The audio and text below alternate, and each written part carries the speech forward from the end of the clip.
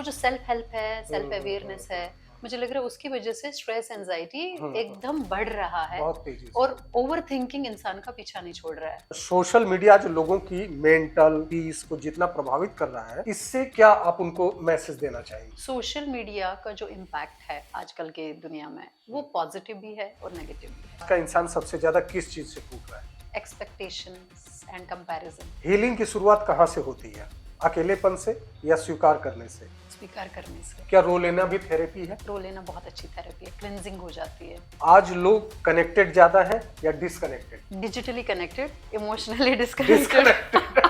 तेज भागती जिंदगी में हम अक्सर अपने शरीर का ध्यान तो रखते हैं, लेकिन मन, भावनाओं और आत्मा की आवाज को अनसुना कर देते हैं। तनाव, अकेलापन, एंजाइटी और रिश्तों की उलझनों के बीच होलिस्टिक वेलबींग आज सिर्फ एक शब्द नहीं, बल्कि जीवन जीने का एक संतुलित तरीका बन चुका है। आज हमारे साथ है एक ऐसे ही होलिस्टिक वेलबींग कोच, काउंसलर, जो लोगों को सिर्फ मानसिक नहीं बल्कि भावनात्मक, शारीरिक और आध्यात्मिक स्तर पर भी बेहतर जीवन जीने की राह दिखाते हैं। आइए स्वागत करते हैं डॉक्टर रिदवाना सनम का। सबसे पहले आप हमारे दर्शकों को बताइए कि होलिस्टिक वेलबींग वास्तव में होता क्या है? होलिस्टिक वेलबींग मतलब पर्सन एज अ होल। जैसे मानिए हम कहते हैं इलेक्ट्रोमैग्नेटिक फील्ड, जो ऑरा, लोग कहते हैं वाइब, एनर्जी है। ये एनर्जेटिक बॉडी, फिर जो ये फिजिकल बॉडी जिसको हम टच कर सकते हैं, देख सकते हैं, सेंसेस परसीव करते हैं, फिजिकल बॉडी, इमोशनल वेलबींग और प्लस मेंटल, इसको मिला के हम होलिस्टिक वेलबींग कहते हैं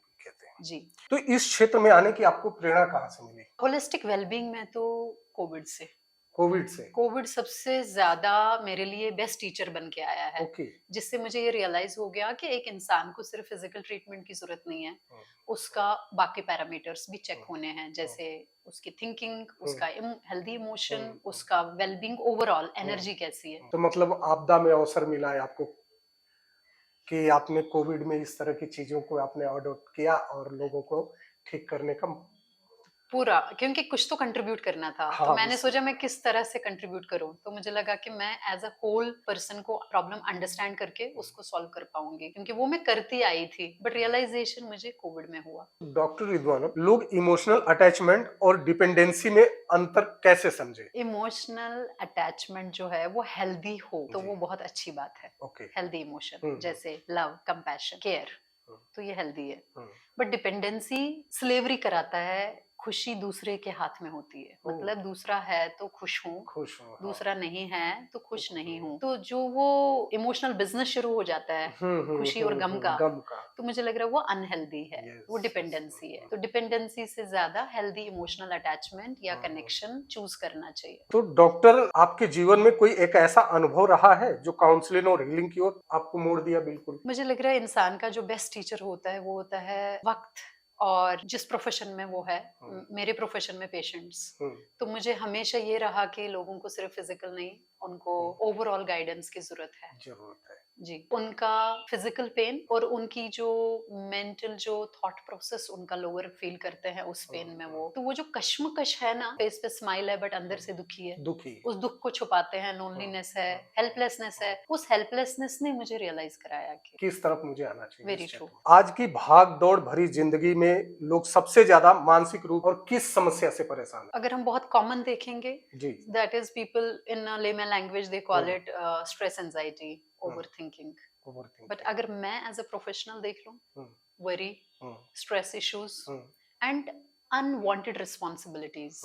मतलब एक इंसान खुद ठीक है नहीं और वो दूसरे की मदद करने चलता है, तो वो जो सेल्फ हेल्प है, सेल्फ अवेयरनेस है, मुझे लग रहा है उसकी वजह से स्ट्रेस एंजाइटी एकदम बढ़ रहा है और ओवर थिंकिंग इंसान का पीछा नहीं छोड़ रहा है। कई बार फेस पे स्माइल रहता है लेकिन उसके पीछे का दर्द बहुत सारा दर्द लेके चल रहे होते हैं लोग, और समझ में नहीं आता उनको कि मुझे किस रास्ते पे जाना। तो उस रास्ते उसको कैसे आप लोग ठीक करते हैं? तो उसी का तो मैं कोच हूँ, उसको गाइड करते हैं हम, चैनलाइज कहते हैं इसे। तो चैनलाइज करते हैं, पहले डायग्नोसिस करते हैं कि इसका कौन सा पैरामीटर वीक है और उसकी जो स्ट्रेंथ है उस स्ट्रेंथ का उसको एहसास दिलाते हैं। तो एक इंसान को ही ट्रेन करते हैं हम लोग ताकि वो आत्मनिर्भर बने, सेल्फ सफिशिएंट, वो अपने लाइफ के चैलेंजेस को खुद फेस कर पाए। तो ओवर थिंकिंग से निकलने का सबसे आसान और प्रैक्टिकल तरीका क्या है? प्रेजेंट मोमेंट में जीना, क्योंकि प्रेजेंट इटर्नल है।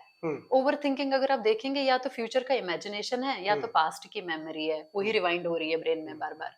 तो वो जो अगर हम पास्ट को एज इट इज ब्लेस करें कि ये जैसा भी रहा एक्सपीरियंस रहा, तो I bless my past and I choose to live in the present moment. और जो फ्यूचर है उस पे फेथ रखे, रब पे, उस परमात्मा में जिसने हमें बनाया, जो हमारा क्रिएटर है। तो अगर उस पर विश्वास रखें कि जो होगा अच्छा ही होगा, और अभी प्रेजेंट दिया है, इसको जिएंगे, अच्छे कर्म करेंगे, और आगे वाला आने वाला कल भी अच्छा ही होगा। तो अच्छे की उम्मीद, पास्ट को गुड बाय विद ग्रेटिट्यूड, और प्रेजेंट में जीना। कहने का मतलब है कि पीछे की सारी चीजों को हमेशा भूल जाना चाहिए। उसमें तो सर चेंज ही नहीं कर सकते कुछ। चेंज कर तो जो गुजर गया कल, उसमें मैं टाइम में ट्रैवल तो नहीं कर सकती। बिल्कुल, पास्ट में ट्रैवल तो हो नहीं सकता, लेकिन लोगों को यादें बन के तो उसके शरीर पे बोझ बना रहता है। वो मेमोरी तो है, वही मेमोरी। तो हम मोबाइल में, कंप्यूटर में मेमोरी डिलीट कर देते हैं ना, जो मेमोरी सर्व नहीं बिल्कुल वॉश आउट कर दे, प्रेजेंट में जिए, प्रेजेंट में जिए।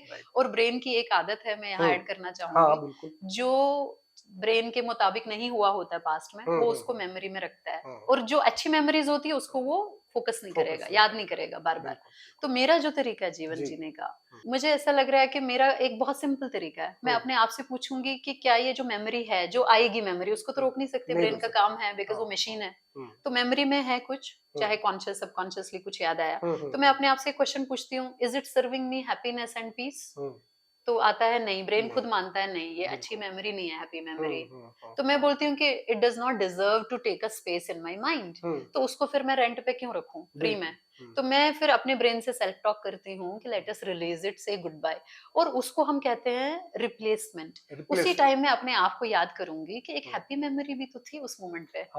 तो जब मैं वो हैप्पी वाला मेमोरी की ओर जाती हूँ, जो मैंने कोई भी अच्छा मोमेंट गुजारा हो, तो उससे मुझे दिल को तसल्ली होती है, और ब्रेन को जो है रिप्लेस हो जाती है मेमोरी। तो मुझे लग रहा है ब्रेन को ट्रेन करने की जरूरत है। तो इमोशनल बर्नआउट को लोग कैसे पहचान? सबसे पहला पहचान होगा एग्जॉस्ट फील करना जी, इरिटेबल फील करना, और इमोशनली नंब होना। इमोशन फील ही नहीं होगी। मतलब हम किसी को कहते हैं ना, यार ये कोल्ड हो गया है, वो कोल्ड नहीं हुए होते, वो इमोशनली एग्जॉस्ट कर गए होते। उन्होंने अपना इमोशनल इन्वेस्टमेंट ऐसे इंसान और सिचुएशन पे की होती है जो उसका डिजर्विंग कैंडिडेट नहीं था, जिसको अटेंशन नहीं चाहिए थी, इमोशन नहीं चाहिए थी। तो मेरा मतलब है यहाँ पे इमोशनल इंटेलिजेंस का बहुत बड़ा रोल प्ले होना चाहिए। पहले परखना है कि ये सिचुएशन और ये इंसान को मेरी इमोशन की रिक्वायरमेंट है, इन्वेस्टमेंट ठीक जगह लगानी है नहीं लगानी है। अगर हम फाइनेंस पे इतना कॉन्शियस हो जाते हैं कि 1 लाख रुपया लगाना नहीं लगाना, रिटर्न्स क्या आएंगे सर? इमोशन की भी तो, एनर्जी की भी तो, टाइम की भी तो रिटर्न्स आने चाहिए। तो आई वुड से सेल्फ अवेयरनेस, वाइजली डिसाइड करें, और इमोशनल बर्नआउट का यही इरिटेबिलिटी और एग्जॉस्ट फील करेगा इंसान, और इवेंचुअली हेल्थ को डैमेज करेगा। हेल्थ को तो डैमेज करता है, it's a self destructive energy. तो डॉक्टर, सोशल मीडिया जो लोगों की मेंटल पीस को जितना प्रभावित कर रहा है, इससे क्या आप उनको मैसेज देना चाहेंगे? सोशल मीडिया का जो इम्पैक्ट है आजकल के दुनिया में, वो पॉजिटिव भी है और नेगेटिव भी है। It depends on the person. Now person like me, social media का सबसे ज्यादा बेनिफिट है मुझे, क्योंकि मेजॉरिटी लोग उन तक रीच कर पाते हैं जी, कंटेंट अच्छा क्रिएट करते हैं, और प्रोफेशन में बहुत हेल्प हो जाती है, और अपनों के साथ भी नेटवर्किंग में भी बहुत लार्ज पब्लिक तक कलेक्टिवली आप कंट्रीब्यूट करते हैं। लेकिन मैंने देखा कि जो लोग टाइम वेस्ट करते हैं, वो कहते हैं ना वेला टाइम, वो लगाते हैं, तो उनका फोकस और कंसंट्रेशन नहीं रहता अपने काम पर भी, प्रोडक्टिविटी नहीं रहती, प्रॉफिटेबिलिटी ऐसे ब्रेन में होती नहीं है, तो एक अच्छी लीडरशिप भी नहीं होती। बिल्कुल जी, क्योंकि कोई भी काम हम करें, चाहे वो स्टूडेंट है, एम्प्लॉय है, बिजनेसमैन है, या हाउस होल्ड का वर्क है, पहले जो हमारा वर्क इज वर्शिप वाला कॉन्सेप्ट है, जो काम कर्म है, जो हमें दिन दिया है प्रेजेंट एफर्ट करने का, बेस्ट एफर्ट डालने का, उनको उस पर कॉन्सेंट्रेशन नहीं होता। तो इवेंचुअली स्ट्रेस, एंजाइटी, क्योंकि जो रील्स है ना ऐसे ऐसे करना, तो उसमें पेशेंस नहीं है, lack of patience means anxiety जी। डॉक्टर, युवाओं में बढ़ती लोनलीनेस और डिप्रेशन की सबसे बड़ी वजह क्या है? मेरे ख्याल से लैक ऑफ अंडरस्टैंडिंग और जेन्युइन कनेक्शन नहीं बनते उससे। देखिए, हर रिश्ते को बनाने के लिए या कोई भी कुछ करने के लिए एक अंडरस्टैंडिंग चाहिए और सेल्फ अवेयरनेस चाहिए। जैसे अगर ह्यूमन कनेक्शंस नहीं बनते किसी के, उसको लोनली फील होता है, डिप्रेशन हो जाएगा, या वो आइसोलेट खुद को करते हैं। तो आइसोलेशन, लोनलीनेस जो ये पार्ट है, उसमें वो मदर नेचर के साथ भी तो कनेक्ट हो सकते हैं, एनिमल लवर भी बन सकते हैं, बर्ड्स के साथ टाइम हो सकता है, मदर नेचर के साथ टाइम होगा, तो डिप्रेशन नाम की कोई चीज फिर है नहीं। लेकिन अगर इंसान ना उधर कनेक्ट हो रहा है और ना ही ह्यूमंस के साथ कनेक्ट हो रहा है और ना ही टाइमली प्रोफेशनल हेल्प लेते हैं, हाँ। तो मुझे लग रहा है कि उसमें भी वो उनके टैबो है कि साइकेट्रिस्ट को, मेंटल हेल्थ थेरेपिस्ट को, काउंसलर को टाइम पर बोलना, ट्रस्ट इशू है तो वो बोल नहीं पाते अपनी बात, हेजिटेशन है, लैक ऑफ कॉन्फिडेंस। सो मुझे ऐसा लग रहा है ओवरऑल शॉर्ट में अगर मैं बोलूं, lack of self awareness and understanding. तो डॉक्टर रिदवाना, होलिस्टिक हीलिंग बाकी ट्रेडिशनल काउंसलिंग से किस तरह अलग है? ट्रेडिशनल काउंसलिंग अगर आप देखेंगे उसमें सिर्फ बातें हैं। ओके। आप टॉकिंग थेरेपी सिर्फ, या कुछ थेरेपीज है उसमें, सपोज मेंटल, वो सिर्फ माइंड को, जिस माइंड ने डिस्ट्रक्टिव एनर्जी क्रिएट की है, जो हैबिचुअल बन चुका है, उसका पैटर्न बन चुका है, उसको चेंज करने के लिए वो पूरी कोशिश में लगे रहते हैं। ओके। होलिस्टिक वेलबींग आप देखेंगे तो हम उसके जो पॉजिटिव पैरामीटर्स देखते हैं, मतलब एक इंसान को आप उसकी स्ट्रेंथ मिरर दिखाते हैं, तो ये इंसान के माइंड, बॉडी, सोल को और एनर्जी बॉडी को बैलेंस करता है। और जब इंसान को अपनी स्ट्रेंथ समझ आती है सामने, तो उसके पास चॉइस होती है टू चूज, तो उसका ब्रेन जो है ऑटोमेटिकली एक्सेप्ट करता है। तो मुझे लग रहा है कि होलिस्टिक वेलबींग से एक्सेप्टेंस इजीली आता है और इंसान का जीवन जो है कंप्लीटली ट्रांसफॉर्म हो जाता है। मेंटल काउंसलिंग से ट्रांसफॉर्म नहीं होता है, वो सिम्टोमेटिक है। होलिस्टिक जो है वो रूट है। हाँ। तो डॉक्टर रिदवाना, शरीर, मन और आत्मा, इन तीनों का संतुलन कैसे हम समझें?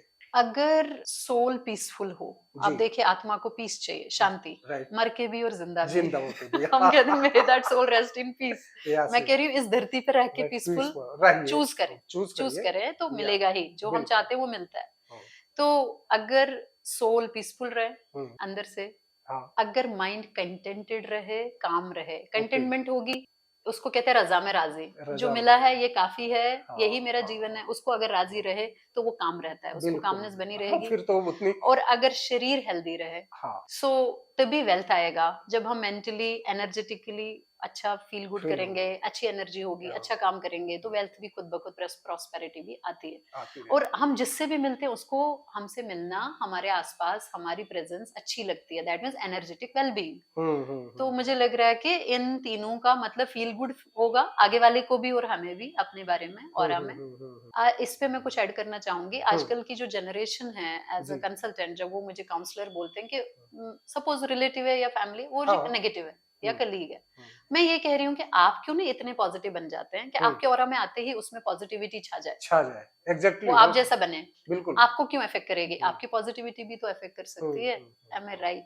सो मुझे ऐसा लग रहा है कि जो पीस ऑफ माइंड, जो कि सोल से रिलेटेड है, कामनेस, जो कि मेमोरी का अपना एक काम है, अगर वो काम रहे, और शरीर अगर स्वस्थ रहे, तंदुरुस्त। डॉक्टर रिदवाना, क्या खान पान और लाइफ स्टाइल भी मानसिक स्वास्थ्य को प्रभावित करते हैं? कितना सच? देखिए, पुराने जमाने से चलता आया है कि जैसा अन्न वैसा मन। तो मुझे ऐसा लग रहा है कि अगर हम हेल्दी खाएंगे तो healthy thought, healthy emotion, healthy body और हेल्दी काम, मतलब है, ये सच है। 100% फूड का इफेक्ट है, क्योंकि गट है, और गट को जो नर्व सप्लाई करती है वो ब्रेन से आती है। तो यहाँ जैसा रहेगा, यहाँ वैसा ही थॉट रहेगा। जिनको बहुत कॉमन है एक प्रॉब्लम, उसको हम कहते हैं इरिटेबल बाउल सिंड्रोम, जो ज्यादा जंक खाते हैं या स्पाइसी खाते हैं।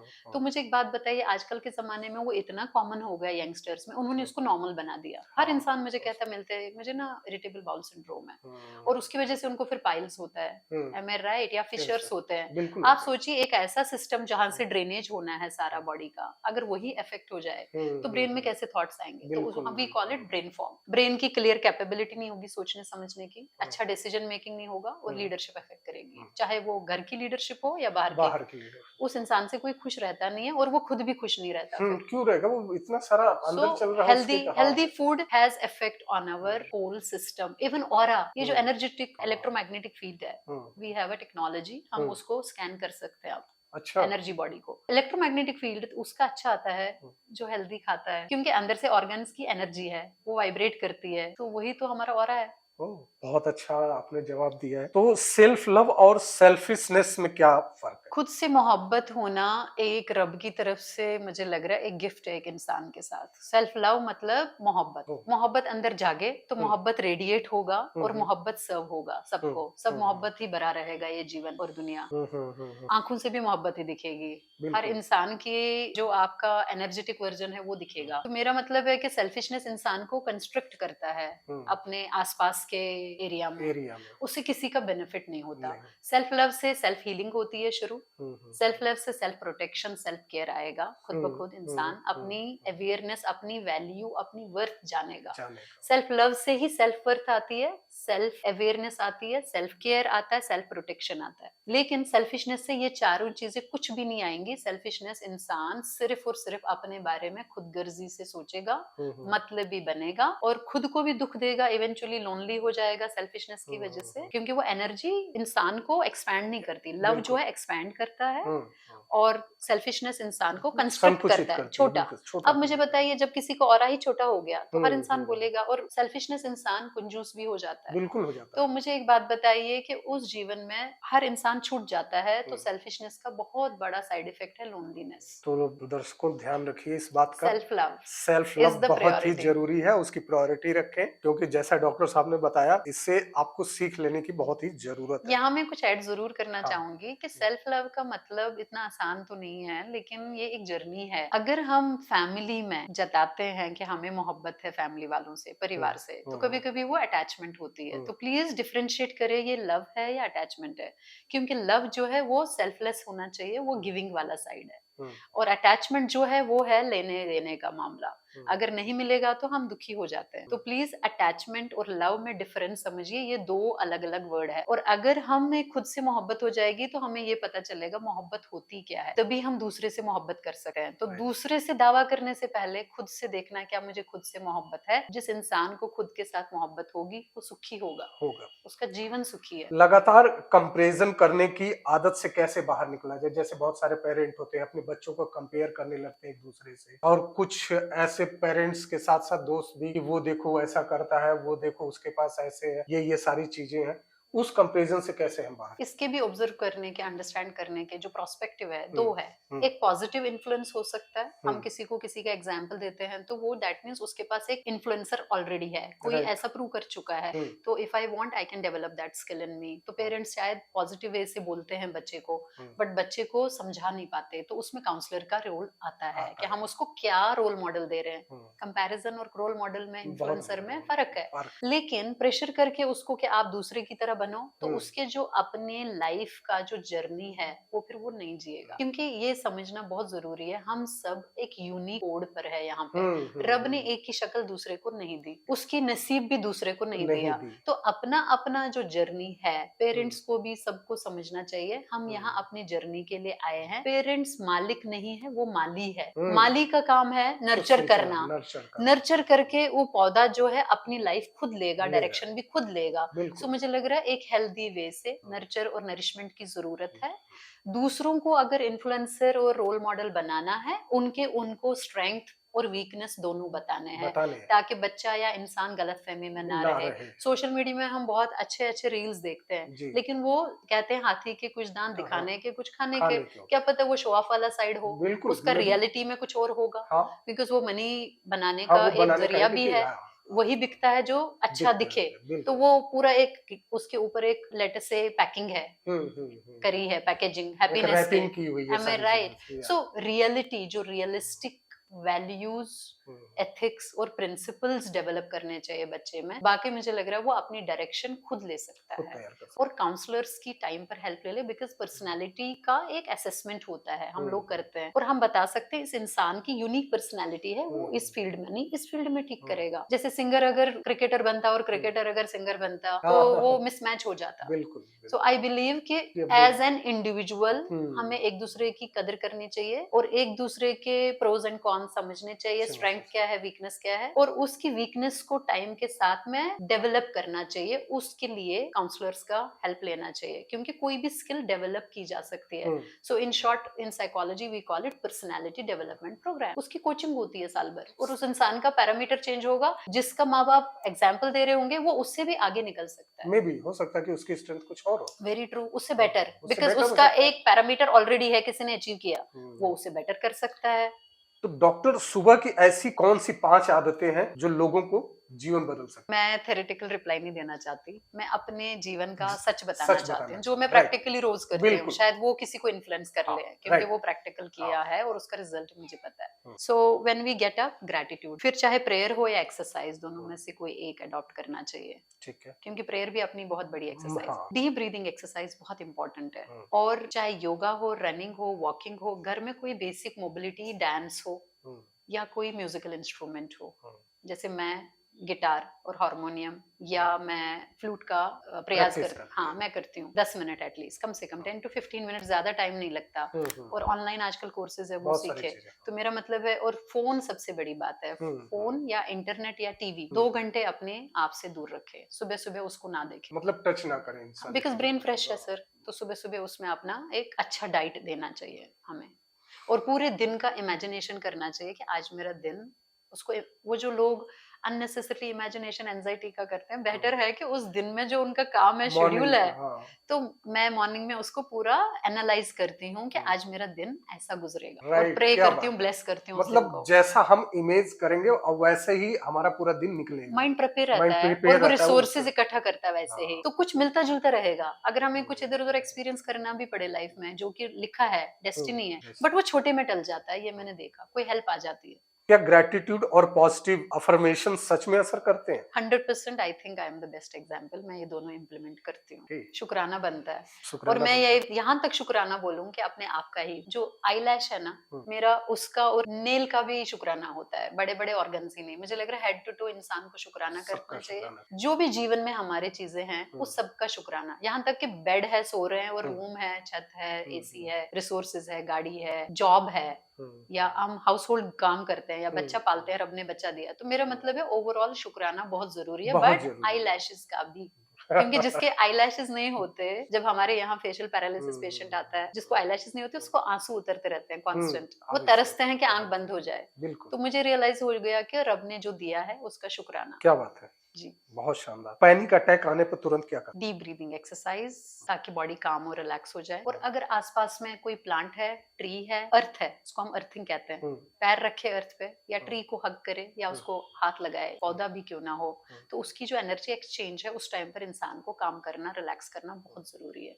और अगर हो सकता तो पानी का एक गिलास पिए, लेकिन बैठ के। हैप्पीनेस आपके लिए क्या है? मेरे लिए हैप्पीनेस कोई मायने नहीं रखती, क्योंकि मेरे लिए happiness is a state of mind. Okay. ये टेम्परेरी है। ये इंसान को सेरोटोनिन और डोपामिन डिपेंडेंट है। आप एक्सरसाइज करिए तो हैप्पी रहेंगे, आप कोई अच्छी कन्वर्सेशन, कोई अच्छे इंसान से मिलिए, आप हैप्पी। तो डिपेंडेंसी है इसकी, क्योंकि ये हार्मोन और केमिकल है। ये फिजिकल टच से भी आ सकता है, एक्टिविटी से भी आ सकता है। ये 5 सेंसेस के डिपेंडेंट है। आप दूसरा इसका जो साइड है, मैंने देखा, ये तो अप डाउन करेगा ना, रोलर कोस्टर। आज हैप्पी, कल नहीं हैप्पी, कल सिचुएशन में कुछ और हो गया। तो मेरे लिए ज्यादा इंपॉर्टेंट है peace of mind and peaceful, overall peaceful life. So peace is very important for me, and peace means when I'm in the present moment, calm, शांत। एक आदत जिसे हर इंसान को तुरंत छोड़ देनी चाहिए आजकल की दुनिया में, ज्यादा बोलना। क्योंकि जितना हम साइलेंट रहते हैं, मौन रहते हैं, हम एनर्जी को प्रिजर्व करते हैं, अपने टाइम को प्रिजर्व कर सकते हैं। तो ज्यादा बोलना, ज्यादा देखना, मतलब स्क्रीन को जल्दी छोड़ देना चाहिए और बोलना ज्यादा जल्दी छोड़ना चाहिए। क्या बात। उससे पेशेंस और पीस बना रहता है। मेंटल पीस के लिए एक सबसे जरूरी चीज पेशेंस और एक्सेप्टेंस। अगर हम एज इट इज लाइफ को एक्सेप्ट करें, और हम कोई भी चीज चाहते हैं उसमें पेशेंस लाए, तो वो मेंटल पीस उसी को कहते हैं। एक्चुअली वही पीस लाता है हमारे जीवन में। आई मीन, मैं अपनी प्रैक्टिकल बात कर रही हूँ। जी। ऑडियंस के लिए लाइफ का सबसे बड़ा हीलिंग मंत्र क्या देना है? डीप ब्रीदिंग एक्सरसाइज, जिसको कहते हैं सूर्य क्रिया लोग, या सूर्य नमस्कार, या कोई भी बोलिए, सूर्य नमस्कार योगा है, वो फिजिकल है। बट मुझे ऐसा लग रहा है हीलिंग का जो सबसे मंत्र है that is deep breathing exercise. जब हम होल्ड करते हैं ब्रेथ को, तो वो क्या करता है, ऑक्सीजन पूरे बॉडी को भेज देता है, और बॉडी का अंदर का system, there is a nervous system called parasympathetic nervous system. वो इम्यूनिटी साइड है, वो डिफेंस वाला साइड है, वो खुद फाइट करता है जो बाकी केमिकल्स हार्मोन्स थोड़े से इधर उधर हो गए होते हैं। तो हीलिंग का सबसे बड़ा मंत्र है एक्सेप्ट करना सिचुएशन, अपने अंदर पेशेंस लाना, और डीप ब्रीदिंग एक्सरसाइज करना, और उस मूवमेंट में आ जाना, वो जो प्रेजेंट मूवमेंट है। का इंसान सबसे ज्यादा किस चीज से टूट रहा है? Expectations and comparison. दिल ज्यादा थकता है या दिमाग? दिमाग, लेकिन दिल दुखी हो जाता है। सेल्फ लव और सेल्फ ऑब्सेशन में बस एक लाइन का फर्क है, क्या? सेल्फ लव इंसान को हील करता है, राइट, और कनेक्टेड महसूस कराता है, और सेल्फ ऑब्सेशन इंसान को लोनली करता है। आज की जनरेशन खुश ज्यादा दिखती है या सच में खुश है? खुश होने का प्रिटेंड करती है। अगर स्ट्रेस इंसान होता तो आप उसे क्या कहना चाहेंगे? आप टेम्परेरी हो। एक ऐसी आदत जो साइलेंटली इंसान को अंदर से खत्म कर रही हो? Worry, doubt. क्या ओवर थिंकिंग प्यार से ज्यादा डेंजरस है? 100%। वो हकीकत को, रियलिटी को डिस्टॉर्टेड कर देता है, इल्यूजनरी बना देता है। हीलिंग की शुरुआत कहाँ से होती है? अकेलेपन से या स्वीकार करने से? स्वीकार करने से। स्वीकार करने से। क्या हर स्ट्रॉन्ग इंसान अंदर से टूटा हुआ होता है? जरूरी तो नहीं, बट उन्होंने संघर्ष, स्ट्रगल बहुत देखा होता है। रिश्तों में सबसे जहरीली चीज झूठ, ईगो या साइलेंस? ईगो। आज लोग कनेक्टेड ज्यादा है या disconnected? Digitally connected, emotionally disconnected. Very true, very true. एक चीज जो लोग मेंटल हेल्थ के नाम पर सबसे ज्यादा गलत समझते हैं? हेल्प लेना। उनको लगता है कि वीकनेस है। क्या माफ करना हीलिंग है या खुद को आजाद करना? हीलिंग भी और आजाद करना भी, दोनों। कैसे? किसी को जब हम माफ करते हैं तो हम इसलिए नहीं माफ करते कि उस पर कोई एहसान करते हैं। हम माफ जब करते हैं तो हमारी मेमोरी से में वो निकल जाता है, वो जो जज्बात है उसके साथ जुड़ा हुआ दुख का। और दूसरा, वो हील तो करेगा ही, ऑफ कोर्स। अंदर मेमोरी खाली होगी, जगह खाली हो गई, तो हम क्लीन कर सकते हैं, और उसको रब जो है किसी और चीज से भर देता है, अच्छे मोमेंट से फिर उसे। हाँ। अगर खुशी का कोई रंग होता तो कौन सा होता? Multi colour for me. Colourful होता, ब्राउन और ब्लैक को छोड़ के। बट अगर एक बोलना है तो I would say rose colour. Rose colour, very nice, very nice, very nice. कौन ज्यादा खतरनाक है, नेगेटिव या नेगेटिव थॉट्स? Negative thoughts. क्या अकेला हमेशा बुरा होता है? जरूरी तो नहीं। Self awareness, self reflection, self realisation की ओर भी ले जा सकता है। एक सेंटेंस में एंजाइटी को जूझ रहे लोगों को क्या सुनना चाहिए? एंजाइटी में खुद से मोहब्बत करें, सेल्फ लव। खुद से मोहब्बत करें। खुद से जिसने मोहब्बत की उसने रब से मोहब्बत की, और उसको रब की सारी मखलूक से मोहब्बत हो जाती है। सुबह उठते ही इंसान को सबसे पहले क्या सोचना चाहिए? शुक्राना, कल का जो गुजरा हुआ कल निकला, आज मैं उससे बेहतर करूं। रब ऐसी हिम्मत दे कि मैं उससे बेटर करूं। क्या रो लेना भी थेरेपी है? रो लेना बहुत अच्छी थेरेपी है, क्लिंजिंग हो जाती है। बट एक्सेस रो लेना आई साइट को वीक कर देता है, वो अंधा कर सकता है। माइंड डिटॉक्स के लिए सबसे जरूरी क्या है? डिटॉक्स माइंड को करना हो तो उसको ट्रांसफॉर्मेशन करने के लिए रीडायरेक्शन की जरूरत है, मतलब रिप्लेसमेंट ऑफ थॉट। फर्स्ट, जिस वजह से वो टॉक्सिक हुआ है उसको डिटॉक्स करने के लिए, जैसे हम डिटॉक्स थेरेपी होती है, कुछ खाना पीना, वैसे उसका जो खुराक है उसको कुछ भी जो अच्छा लगे वो दिखाएं, वो सुने और वो बोले। डॉक्टर रिजवाना, क्या साइलेंस भी एक इलाज है? मेरे लिए तो हाँ, इलाज है। मैंने अपने जीवन का इलाज अपनी साइलेंस से किया है। अगर लाइफ रीसेट करने का एक मौका मिले तो सबसे पहले क्या बदलना चाहिए? लाइफ को ही रीसेट करना हो तो? इसका आंसर मुझे नहीं पता, आप बताइए।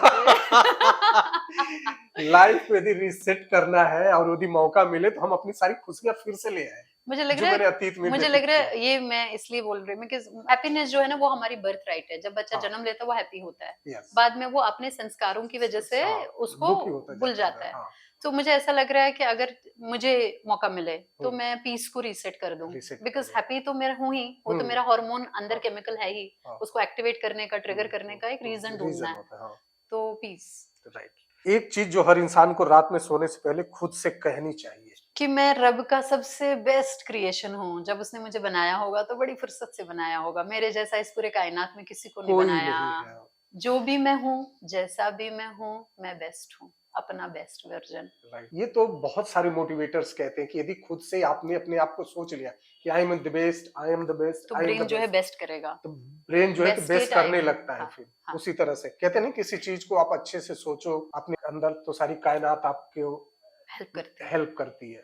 जैसे मैंने सोचा था रैपिड शो होना चाहिए और कायनात ने आपको लाया। आपके हिसाब से सच्ची वेल बीइंग की डेफिनेशंस क्या है? हमारा सोशल, मेंटल, इमोशनल और फिजिकल हेल्थ का बैलेंस। बैलेंस मेंटेन करना मेरे लिए सच्चा वेलबींग है, क्योंकि अचीव करना आसान है, उसको फिर मेंटेन करना, बैलेंस करना थोड़ा सा डिफिकल्ट हो जाता है। जिंदगी सिर्फ सांस लेने का नाम नहीं, बल्कि भीतर से शांत और संतुलित रहने का नाम है। उम्मीद है आज की बातचीत ने आपको खुद को थोड़ा और बेहतर समझने में मदद मिलेगी। अगर आपको यह पॉडकास्ट पसंद आया हो, इसे शेयर करिए और हमारे चैनल को सब्सक्राइब करना ना भूलें। और आप किस शहर से हमारे इस वीडियो को देख रहे हैं उसे कमेंट करना ना भूलें। थैंक यू डॉक्टर, आपने बहुत अच्छे से आज सारे सवालों के जवाब दीजिए। मुझे लगता है कि ऑडियंस आज इसका लाभ उठाएगी और आपके जवाब से उनके लाइफ में बहुत सारे चेंजेस आना चाहिए, ऐसा मेरा उम्मीद है। Thank you so much. I hope